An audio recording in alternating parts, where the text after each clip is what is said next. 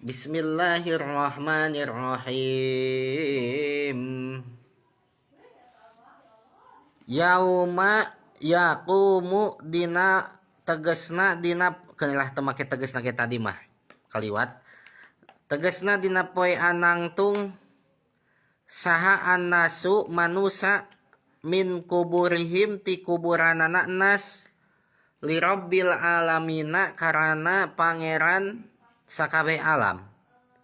Al khalaiki tegesna pirang-pirang makhluk li ajli amrihi karana arah-arah parentah rabbil alamin wa hisabihi jeung hisaban rabbil alamin wa jazaihi jeung babales rabbil alamin.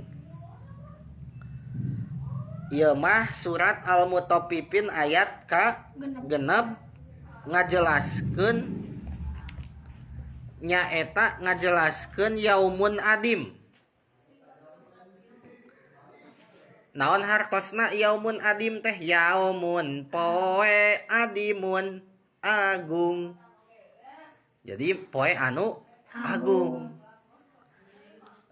Lamun dina tafsir mah poe anu agung di dieu teh adalah yaumul kiamah. Yaumul kiamah teh hartina teh poe kiamah. Bahwa cek dina ayat 4 surat Al-Mutaffifin keneh bahwa manusia bakal dinaonkeun dihudangkeun. Manusia teh dihudangkeun nu tadina maot bakal dihirupkeun maksud dihudangkeun teh. Kunaon?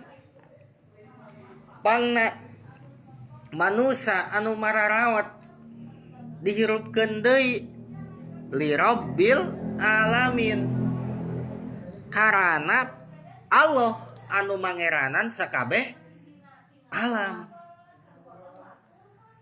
Tegesna mah pangna manusia anu marawat dihudangkeun deui dihirupkeun deui eta teh kusabab perintah Allah, kusabab urusan Allah. Cek Allah teh wayahna kudu hirup deui, nu maot teh hirup deui engke teh dina hari kiamat teh. Tasa atos hirup deui engke teh nya urang teh maot hirup deui, tasa atos hirup deui teh bakal dihisab. Terang hisab. Naon? Amal-amalna dihitung. Amal hisab teh hitungan, berarti amal-amalan orang teh bakal dihitung. Wah, teu aya nu kaliwat. Sekecil apapun amal perbuatan orang kahisab. Tapi aya sapalihna hamba Allah anu asup surga teu dihisab. Nah, mati said. Aya we pokona mah. Nah, mati jalan Allah. Ya di antarana aya nu teu dihisab atas karunia Allah pedah eta jalmi ku Allah diunggulkeun gara-gara kasolehanana. Jadi weh batur manaon ngantri di naon dihisab dihitung amal-amalanana. Ari anjeunna mah henteu. Lam anjeun mah asup surga langsung. Aya nu kitu. Hoyong. Bigoiri hisab tanpa hisaban. Nah, sing janten soleh. Wajajaihi. Tah saatos dihisab lamun teh mah anu sok anu naon anu amal-amalana dihisab kakara dibales amal perbuatanana. In khairon pahairun wa in saron pasarun. Lamun amal hade maka bakal dibales ku kahadehan. Lamun amalna awon maka bakal dibales ku kaawonan. Nah, itu orang teh. Jadi kesimpulan nama kudu ngayakinkeun orang teh bakal naon? Bakal maot. Dikubur we orang teh. Duka iraha, duka sakedap deui, duka lami keneh. Tatos maot teh tuluy bakal ku Allah teh dihirupkeun deui.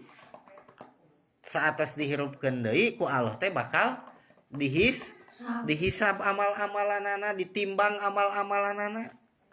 Saatos dihisab jeung ditimbang langsung dibales amal perbuatan orang anu sok dilakonan di dunia teh.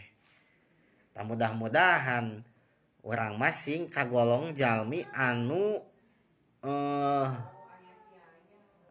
teu dihisab heula asup surga bari teu dihisab. Gitu kan ya kahoyong urang mah.